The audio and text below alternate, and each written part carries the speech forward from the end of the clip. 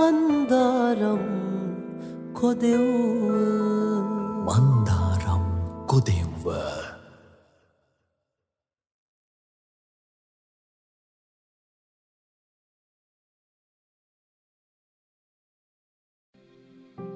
එයාවයි කවදාවත් දකින්න ලැබෙන එකක් නෑ. මේ අන්තිම දවස වෙන්නේ නැති. එහෙම හිතද්දිත් මගේ හිතට ආවේ ලොකු දුකක්. ජීවිතේ එක වතාවක් විතරක් කොහෙදි හරි දකින්න ලැබෙන කෙනෙක් ආයි දකින්න ලැබුණ නම් කියලා හිතන අමුතු ලෝභ හැඟීම දැනෙලා තියෙනවද? ඒක මහා අමුතු හැඟීමක්. අමුතුම ලෝභකමක්. මට ඒ හැඟීම විස්තර කරන්න තේරෙන්නේ නෑ. මම හිතන්නේ හැමෝටම ජීවිතේ එකපාරක් හරි ඒ හැඟීම දැනෙලා ඇති. ඒ කියන්නේ මට ආයේ එයාව කවදාවත් දකින්න ලැබෙන එකක් නැද්ද? එකම ප්‍රශ්නේ මම 100 වතාවක් විතර මගෙන්ම අහනවා. මගේ මනසේ තව පැත්තක් ඒකට උත්තර දෙනවා. ඔව් ඉතින් උඹ ආයේ මෙතනට එන එකක් නෑනේ. එයා ආයේ මෙතනට එන එකක් නෑනේ. මගේ මනසම දෙකට බෙදලා වාද කරගන්නවා. දුලක්ෂිට මං අවුරුදු 4ක් ආදරය කළා.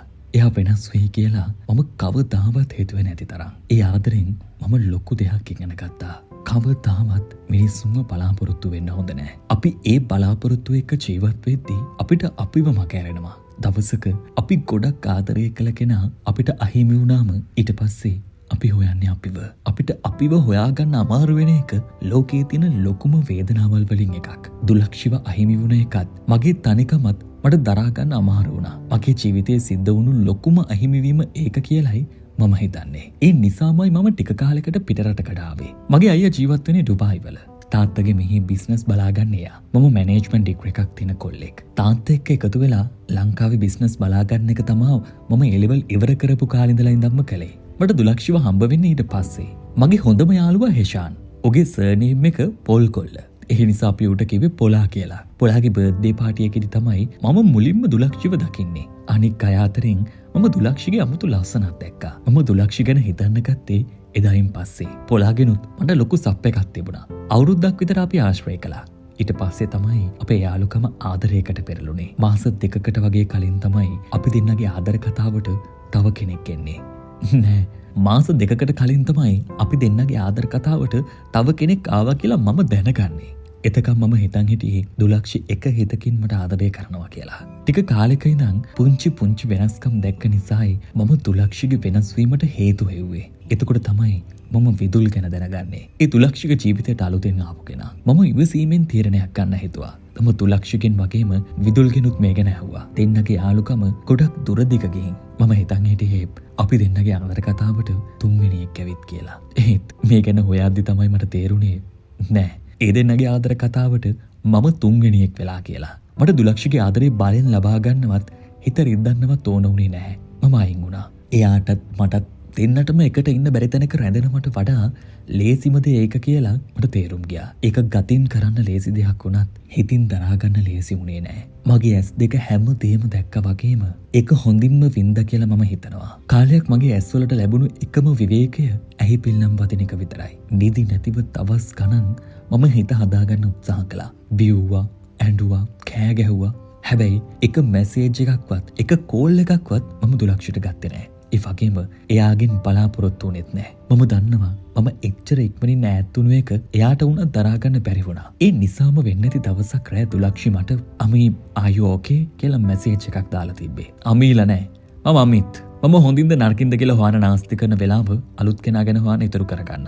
ඒ වගේ රිප්ලයි එක. මම දන්නේ නැහැ දුලක්ෂියේ මැසේජ් එක දැක්කද කියලාවත්. මට ඒක දැනගන්න ඕනෙත් නැහැ. ඒ නිසා මම යාව බ්ලොක් කරලා දැම්මා. ෆෝන් එකෙන් වගේම මගේ හිතිනුත් දුලක්ෂිය බ්ලොක් කරන්න ඕන නිසායි මම ටික කාලයකට ඩුබායි ආවේ. මොනවද ඔය කෙලින පිස්සු? මොකද තමසට උනේ? එහෙම මොනවත් නැහැ ඉතින්. නැත්තම් අර අම්මයි තාත්තයි දෙන්නම කියන්නේ. කියනවා මොකක් හරි ප්‍රශ්නයක්ද? දෙල්ලගේ ප්‍රශ්නයක්ද? එහෙම එකක් නෑ අක්කේ. මට පොඩ්ඩක් ෆ්‍රී එකේ ඉන්න තිබ්බනම් හරි. මේ වැඩ නිසා ටිකක් ස්ට්‍රෙස්. අර අලුත් ටෙන්ඩර් එකේ වැඩේ තාම පෙන්ඩින්නේ. අයියටයි නෑනටයි මේ ගැන පැහැදිලි කරන එක ලේසි වැඩක් උනේ නෑ. නිකම් බොරු කරන්න එපා මිනිහෝ. හරි. කියන්න බැරි නම් කමක් නෑ. දැන් ටිකක් ෆ්‍රී එකේ ඉන්න ඕන කිව්ව නේද? මේ එනවා. ටික කාලයක් මෙහෙ ඉඳලා ওই පිස්සුව හොඳ කරන් යනවා. එන්න මල්ලි. මෙහෙ ඇවිත් හිත ටිකක් සාලු කරන් ඉන්න. එතකොට මෙහි වැඩ මම ඒක තාත්තා එක්ක කතා කරන්න. ඒක මැනේජ් කරගන්න පුළුවන්. අද රෑම වීසා වලට ඇප්ලයි කරන්න. වීසා අප්‍රූව් වුණ ගමන් මම ටිකට් එක දාන්නම්. ඔන්න ඔහොමයි මම ඩුබායි වලට එන්නේ. දැන් මම මෙහෙට ඇවිත් සතියක්. මගේ හිත ටික ටික සැහැල්ලු වීගෙන එනවා කියලා මට හිතුණා. හදිස්සියෙන් තාත්තා එක්ක වැඩවලට ඩුබායි ආවට මෙහි වැඩි කාලයක් මේ වගේ ඉන්නවට chance එකක් ලැබුණේ නැහැ. ඒ ජීවිතේට ටික ටික හුරු වෙද්දි තමා මගේ හිතට නිදහසක් දැනුනේ. ලොකු මහත්තයා උදෙන්ම බෑරක් වගේ. පොඩක් එළියට ගිහින් එන්නම් අක්කේ. රෑවෙන්න කලින් එන්න. මං ගෙදර ඩිනර් එක රෙඩි කරනවා. රෑවෙන්නේ නැහැ. මං හවස් වෙද්දී එනවා. දැන් ගෙදරින් එළියට පනින එකත් ලේසි නෑ. හිතේ ප්‍රශ්නක ඉන්න බව දන්න නිසා අක්කත් අම්මා වගේ ප්‍රශ්න ලෝකයක් අහනවා.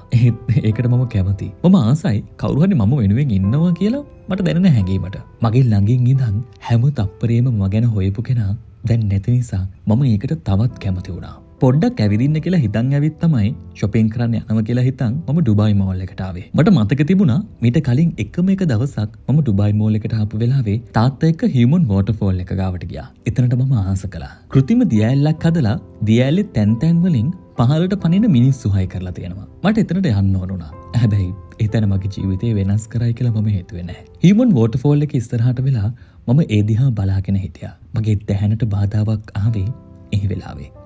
Hi, excuse me. Can you please take a photo of me? ඕක මම මෙහි ආපු ටිකට දවසට ලක්ෂ වතාවක් අහලා ඇති. ඒක අමුතු දෙයක් වුණේ නෑ.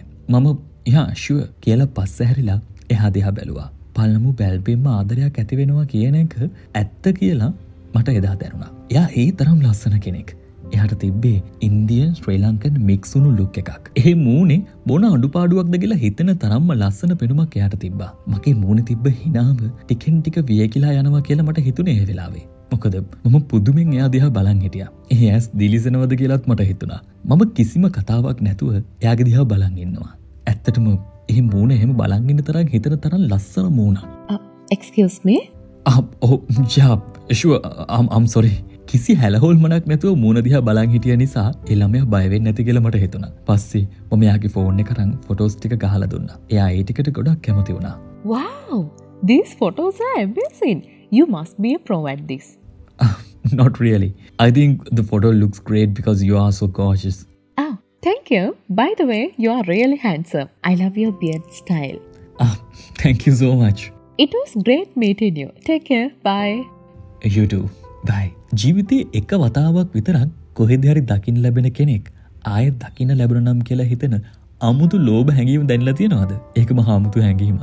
අමුතු ලෝභකමක්. මට ඒ හැඟීම විස්තර කරන්න තේරෙන්නේ නැහැ. මම හිතන්නේ හැමෝටම ජීවිතේ එකපාරක් හරි හැඟීම දැනෙලා ඇති. ඒ කොහොම වුණත් ඒ ලස්සන ගෑනු ළමයා සුරංගනාවියක් වගේ මගේ ළඟට ඇවිත් කියපු වචන ටිකෙන් මගේ හිත මාර විදියට සැහැල්ලු වුණා. හිතේ තිබ්බ දුක කොහෙන් ගියාද මන්දා. දැන් මගේ ඔළුවේ වැඩ කරන්නේ එයාව ආයේ හොයාගන්න ක්‍රමයක් විතරයි. ඒ ළමයාට තිබ්බේ ඉන්දියන් ලුක් එකක්. කොහොම වුණත් මට විශ්වාසයි ඒ කෙල්ල එක්ක ඉන්දියාවේ එක්ක ලංකාවේ. කොහොමද මම එයාව ආයේ හොයාගන්නේ? ඒකම හිත කල්පනා කළා. හැබැයි ඒ වෙද්දි මගේ පරණ ප්‍රශ්න ඔක්කොම අමතක වෙලා. ආයේ පරණ ප්‍රශ්න මොකටද? දැන් ඉතින් තව අලුත් ප්‍රශ්නයක් නේ පාර. මම හොයන්න පුළුවන් හැම ක්‍රමයකින්ම එයාව සෝෂල් මීඩියා වල හොයන්න try කළා. ලොකේෂන් එක මෙන්ෂන් කරලා දාපු ෆොටෝස් මම හැම සෝෂල් මීඩියා ප්ලැට්ෆෝම් එකකම හෙව්වා. අවහසනාවකට මට එයාව කොහෙන්වත් හොයාගන්න හම්බ වුණේ නැහැ. ඒ නිසා මම එතන ගත්තු ෆොටෝස් ටික Instagram එකේ පෝස්ට් කරලා ෆෝන් එක පැත්තකට දැම්මා. තව නම් කිසිම ක්‍රමයක් ඉතුරු වෙලා නැහැ. ලෝකෙ මිනිස්සු බිලියන 8 ගානක් අස්සේ මම එකම එක පාරක් දැකපු කෙල්ලෙක් හොයනවා. ඒ ගතකින් එක පිස්සුවක්. වැඩක් නැති වැඩක්. එහෙම හිතලා මම ඒක හිතින් අතහැරියා. කමක් නැහැ.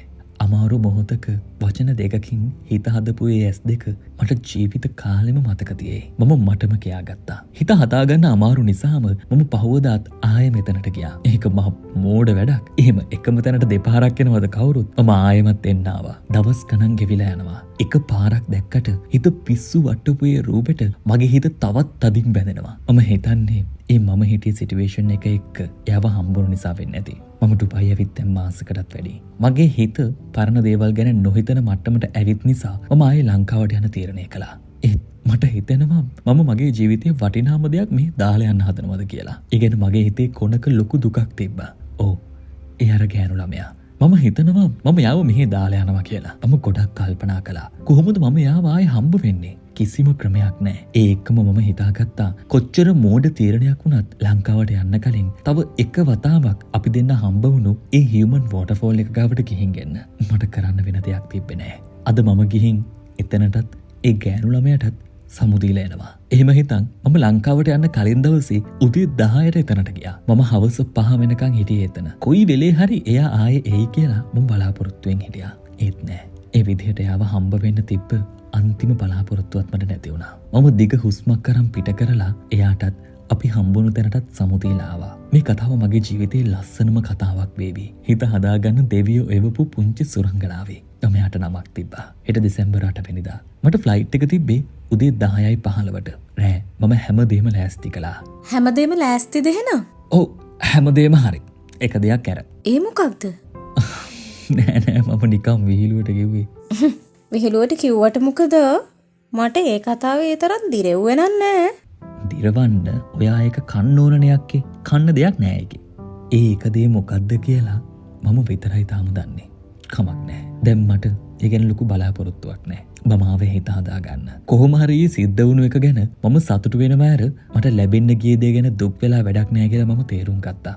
මම යාපෝට් එකට ආව ෆේලස්සිරින් වැඩිද මන්දා. චෙකින් ප්‍රොසෙස් එක සම්පූර්ණයෙන්ම ඉවර වෙලත් මට ෆ්ලයිට් එකට තව පැය එකමාරක් විතර තියෙනවා. මම ඩියුටි ෆ්‍රී එක පැත්තේ පොඩි රවුමක් දාන්න ගියා. මේ ටිකේම පොළහ මට කෝල් කර කර විස්තර අහනවා. ඌ පව් නිසා මම ඌට බෝතලයක් ගන්න හිතාගෙන තමයි ඩියුටි ෆ්‍රී එක පැත්තට ආවේ. බෝතලයකුත් තරම් මම ලේඩිස් පර්ෆියුම් තියෙන පැත්තට ගියා. අම්මා ආපු දවස් ඉඳලම මට මතක් කළා එයා ආස පර්ෆියුම් එකක් මට අරන් එන්න කියලා. එකින් එක තෝර තෝර ඉන්න අතරේ මට එහා පැත්තෙන් දැකලා පුරුදු මූණක් පේන්න ගත්තා.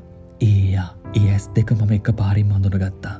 මගේ හිත හදන්න දෙවියෝ වෙපු පුංචි සුරංගනාවේ. හේ යූ මම මාර සන්තෝෂකින් වගේම පුදුමයකින් එයාට කතා කළා. අටුප ගානේ මම පලයිට් වුණාද කියලාවත් මට මතක නෑ. ඒ තරම් සතුටක් මගේ හිතේ තිබ්බේ. Hey, a guy with a great beard and amazing photography skills. මට ඔයාව ආයි දකින්න ලැබුණ එක ලොකු සතුටක්. Mr. අමිත් අසංජය කරුණාතිලක. what? ඔයා සිංහලද? අනික ඔයා කොහොමද මගේ නම දන්නේ? ඔයාගේ Instagram එකෙන්. Instagram එකෙන්? ඔව්. ඇයි පුදුමයි වගේද? පුදුම වෙන්න තිබ්බා. ඔයාගේ Instagram account එක private එකක් වුණා නම්. ඒක public එකක් නේ. මම පුදුම වෙලා හිටියේ. මම Instagram එකේ දාපු ෆොටෝස් වලින් එයා මම හොයාගෙන තිබ්බා. මම හෙව්ව වගේම ලොකේෂන් එක ටැග් කරලා දාපු ෆොටෝස් වලින් තමයි එයා මාව හොයාගෙන තිබ්බේ. මට මේ කතාව නිකන් හීනයක් වගේ. එයාගේ නම නතාෂා විජේසූරිය. ඩිග්‍රී ඉවර කරලා පොඩි කාලෙකට එයාත් එයාගේ නෑදෑ කෙනෙක් ළඟට ඇවිත්. ඒ අතරේ තමයි අපි හම්බ වෙලා තියෙන්නේ. කෙල්ලෙක් නිසා එකපාරට කළොත් හොඳ නෑ කියලා හිතලා එයා ලංකාවට ගිහින් මාව ෆලෝ කරලා මැසේජ් එකක් දාන්න හිතන් ඉඳලා තියෙන්නේ. මම දෙපාරක් නොහිත මම එයාව හොයන්න ගත්ත බහන්සියාට කිව්වා. එයාට ඒක ලොකු පුදුමයක් වගේම සතුටක් වුණා. ඔයා එච්චර හෙව්වද මාව? ඔව් වටිනම දෙයක් මග ඇරේවි කියලා හිතුණා මට. ඉතින් මම හෙව්වා ඔයාව. දැන් සතුටුයිද? ගොඩක්. මට ඩුබායි දාලා යන්න හිත හදාගන්න බැරුව හිටියේ. මට හිතුණා මම මෙහි වටිනම දෙයක් දාලා යනවා කියලා. ඒ වෙන දෙයක් නෙවෙයි ඔයාව. මට තේරෙන්නේ මේක නික හීනයක් වගේ. දාලා යන්න හිත නොදුන්න හේතුව එක්ක එකම ෆ්ලයිට් එකේ යන්න වෙලා නේද එහෙනම්? ඒ කතාවට අපි දෙන්නටම hina ගියා. ෆ්ලයිට් එකට බෝඩ් කරද්දී අපි ක්‍රූ මෙම්බර් කෙනෙක් එක්ක කතා කරලා ෆ්ලයිට් එකේ හිස් වෙලා තිබ්බ එක ළඟ තිබ්බ සීට් දෙකක් ඉල්ලගත්තා. ලංකාවට යන පැය 4 අපි දෙන්න ගැන කතා කරන්න ලොකු වෙලාවක් වුණා. අපි දෙන්නටම තියෙන්නේ ආදරය ගැන එකම වගේ අත්දැකීමක්. එයාටත් මට වගේම ප්‍රශ්නයක් වෙලා තියෙනවා අවුරුද්දකට වගේ කලින්. එයත් ඒකෙන් විඳවලා හෙමින් මූ වෙන ගමන් තමයි ඉඳලා තියෙන්නේ. ඒ විදිහට අපි අපිව අඳුනගත්තා. ලංකාවට ඇවිත් අපි කාලයක් ආශ්‍රය කළා. අපේ තාත්තගේ කම්පැනි එකේ මම යාට ජොබ් එකක් හදලා දුන්නා. ඊට කලින් මම ගෙදර අයට මට යා ගැන තියෙන අදහසත් කිව්වා. අම්බනම් එක පයින්ම කැමති වුණා. තාත්තත් මගේ කැමැත්තට ඉඩ දුන්නා. අපේ වෙඩින් එක දවස අපි හම්බ වෙලා හරියටම අවුරුදු 2කට පස්සේ අපි මැරි කළා. වෙලාවල් බැලුවේ නෑ. නැකත් බැලුවෙත් නෑ. දෙසැම්බර් 8 වෙනිදා උදේ 9:05ට අපි අපේම වුණා. ඔව්. එයාව මට ආයේ හම්බුණු දවසයි වෙලාවයි. මම හිතන්නේ මගේ ජීවිතේම වෙනස් කරපු ඒ තරම් සුබ වෙලාවක් ඇති කියලා මගේ ජීවිතේ. අපි මැරි කරලා ගොඩක් සතුටින් හිටියේ. ඒ අතරේ තමයි මගේ හොඳම යාළුවා පොලාගෙන් මට කෝල් එකක් ආවේ. ඉතින් මනමාල මහත්තයා කොහොමද පවුල් ජීවිතේ? අපි ඉතින් සැපෙන් සනීපෙන් ඉන්නවා. මොකද වෙන්නේ? මේ මට අද හවස 2 ලක්ෂය හම්බ වුණා. ගොඩ කාලෙකිනුයි මම ඒ නම ඇහුවේ. ඒ නිසාම මට මහා අමුත්තක් දැනුණා ඒ ගැන. සිරාවට?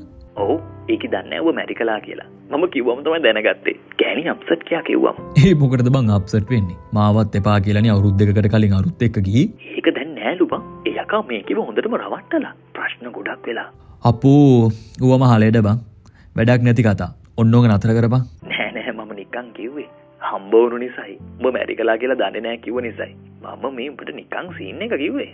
දුලක්ෂ කියන චරිතයට මම ඒ තරම්ම අකමැති නිසා මම එයා ගැන කතා කරනවටවත් කැමති වුණේ නෑ. ඒත් පොලා කිව්ව කතා එක්ක මගේ හිතේ පොඩි සැකයක් ආවා. ඒ දවස් කීපය මගේ හිතේ මම පොඩි දෙගිඩියාවකින් හිටියේ. දවස් කීපයකට පස්සේ මම නතාෂාගේ හැසිරීම වෙනසක් දැක්කා.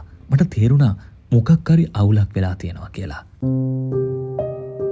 ඒ නිසාම මම නතාෂාගෙන් ඒ ගැන ඇහුවා. ඔයා මට හැම දෙයක් ගැනම ඇත්තම කියලා තියෙනවද? මට ඔයාට බොරු කරන්න කිසිම හේතුවක් තිබිලා නැහැ. බොරු කිව්වේ නැති වුණාට ඔයා ඇත්ත වහලා තියෙනවා. මම හරිනේ? නතාෂා, මම දන්නේ නැහැ ඔයා මොනවා හිතේ තියාගෙනද මේ කතා කරන්න කියලා. මම කැමතියි මොකක් හරි ප්‍රශ්නයක් තියෙනවා නම් ඒක මාත් එක්ක කෙලින් කතා කරනවට. ඔයාගේ කලින් ගර්ල්ෆ්‍රෙන්ඩ් දුලක්ෂේ? ඉතින් එයාගේ ළමයා කාගේද? මොන ළමයෙක්ද? නිකම් බබෙක් වෙන්න හදන්න එපා අමිත්. මම අහන්නේ දුලක්ෂිට ඉන්න ළමයාගේ තාත්තා කවුද කියලා. මම දුලක්ෂි ගැන කිසි දෙයක් දන්නේ නැහැ. දැන් අවුරුදු දෙකකටත් වැඩි මට යාව හම්බ වෙලත් නැහැ. ඔයා මේ මොන ළමයෙක් ගැනද කතා කරන්නේ? මට තේරෙන්නේ නැහැ. මම කතා කරන්නේ ඔයාගේ දුලක්ෂිගේ ළමයා ගැන අමිත්. නතාෂා, ඔයා මේ මොකක් ගැනද කියන්න කියලා මට පැහැදිලිව කියනවද? ඔයා මේ කියන කතාවේ අගක් මුලක් මට මුකුත්ම තේරෙන්නේ නැහැ. එහෙනම් අහගන්න. පෙරේද දුලක්ෂි ඔෆිස් එකට ආවා. එයා කියනවා මේ බිස්නස් වල එයාට අයිතියක් තියෙනවලු. ඔයාගේ එයාගේ අතර සම්බන්ධය තිබ්බ කාලෙදී ඒ සම්බන්ධය දුර දෙක ගිහින් දැන් ඔයාගෙන් එයාට ළමයෙක් ඉන්නවලු. ඒ නිසා ඒ ළමයාටත් මේ දේවල් අයිතිලු. එහෙම ඇවිත් ලොකු කතා ගොඩක් කියලා ගියා. මම අද වෙනකන් හෙව්වා ඒ කතාව ඇත්තද කියලා. අමිත්, ඔයාට තවත් මට හංගන්න දෙයක් නැහැ. දුලක්ෂිට ඉන්නව අවුරුදු 3ක ළමයෙක්. ඒ ඔයාගේ ළමයා. නතාෂා, ඔයා මේ මොනවද කියවන්නේ කියන්නකෝ? කොහේ ඉන්න ළමයෙක්ද? ඒ ගෑනේ ළමයෙක් ඉන්නවා කියලාවත් මම දන්නේ නැහැ. මොනවද මේ විකාර කතා? ඔව්, මම ඒ ගැනත් ඇහුවා. එයා කියනවා ඔයාගෙන් එයාට බලපෑම් ආවලු දරුවව නැති කරන්න කියලා. ඒ නිසා එයා බොරු කිව්වලු දරුවව නැති කළා කියලා. පස්සේ එයා ඔයාගෙන් ඈත් වුණාලු. මට තවත් මේ ප්‍රශ්නේදී ඔයාව විශ්වාස කරන්න බැහැ අමිත්. දුලක්ෂි කිව්වේ හැමදේම වගේ ඇත්ත. දැන් ඔයා මට ඇත්ත කියන්න. මට කියන්න තියෙන මෙච්චරයි නතාෂා. ඔයාට ඒ ගෑණි බොරු ගොඩක් කියලා තියෙනවා. ඔයාට තේරෙනවා ඒ ගෑණිට මොනවද ඕන වෙලා තියෙන්නේ කියලා. ඔය ගෑණි එදා ඉඳලම ගියේ සල්ලි පස්සේ. ඒක නිසාම අර විදුල් කියන එකත් එක්කත් යාළු වුණේ. මම එයා එක්ක මේ ගැන බලා ගන්නම්. මම ඒ ගැන දන්නේ නැහැ අමිත්. මම හෙට අපේ අම්මලාගේ ගෙදර යනවා. මට මේ ප්‍රශ්නේදී ඔයාව විශ්වාස නැහැ. හැබැයි එකක්, මේ හැම දෙයක්ම ඇත්තනම් අපි පුළුවන් ඉක්මනට ඩිවෝස් වෙන්න ඕනි. රට වටේ ළමයි ඉන්න මිනිස්සෙක් එක්ක එකට ජීවත් වෙන්න මම කැමති නැහැ. අපි දෙන්න අතරේ ලොකු ආගියුමන්ට් එකක් ගියා. මම පුළුවන් තරම් සංසුන් වුණා. මොකද දුලක්ෂි මේ කියලා තියෙන කතා ඔක්කොම බොරු කියලා මම දන්න නිසා මට ඕන වුණා මේ හැම දෙයක්ම ඔප්පු කරන්න. දවසින් දවස මේ ප්‍රශ්නේ උඩ දුවන්න ගත්තා. මේ ගැන මගේ ගෙදර අය වගේම නතාෂාගේ ගෙදර අයත් දැනගත්තා. නතාෂාගේ ගෙදර අය කැමති වුණේ නැහැ මම එයා එක්ක එකට ජීවත් වෙනවා දකින්න. එයාගේ තාත්තා කියලා තිබ්බා මේ ප්‍රශ්නේ දෙකෙන් එකක් ඉක්මනින් විසඳ ගන්න කියලා.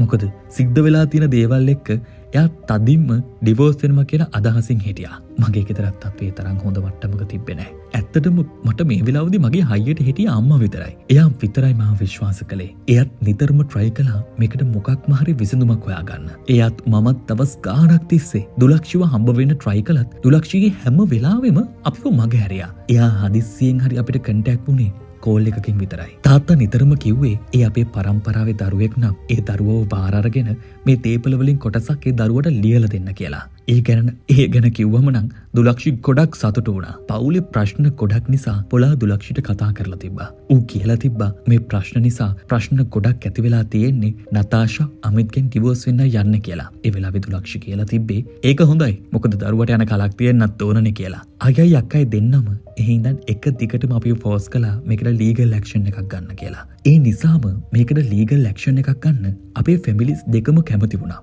ඒත් දුලක්ෂිගේ පැත්තෙන් ඒකට ආවේ එක දිගටම ලොකු අකමැත්තක්. එයා කියන වෙලාවට ලෝයස් ලවත් හම්බ වෙන්න ඇවිත් තිබ්බේ නැහැ. කොහොම හරි දරුවගේ ඇත්තම තාත්තා කවුද කියලා හොයාගන්න DNA ටෙස්ට් එකක් කරන්න උසාවියෙන් නියෝගයක් දුන්නා.